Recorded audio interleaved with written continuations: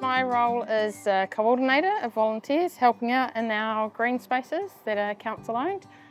It's a new role. It had never been done before, but there was all these amazing people in our community doing all this wonderful work, so it's just building a good support for them and a good connection between them and the parks team.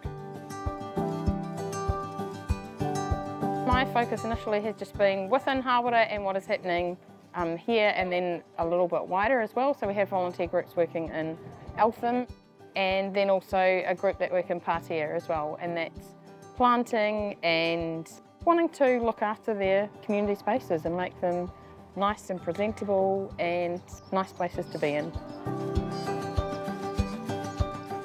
We've always had these little volunteer groups working. Now they can just be strengthened and they're resourced with what they need. Because I now have a broad view over all of these groups, I can figure out what groups might be able to link into one another. So for example, the Friends of the Park work in King Edward Park here, and then also there's a group of garden extension students from Te Paipai, Aotea, the high school, so they can sort of be working alongside one another, not necessarily at the same time, but on the same projects.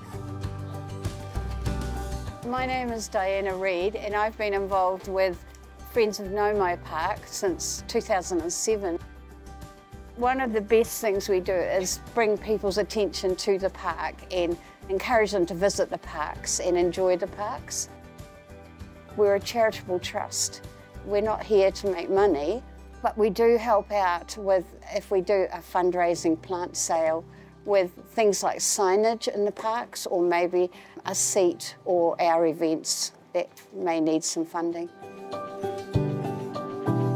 I'm Miranda and I'm President of Friends of Hāwera Parks.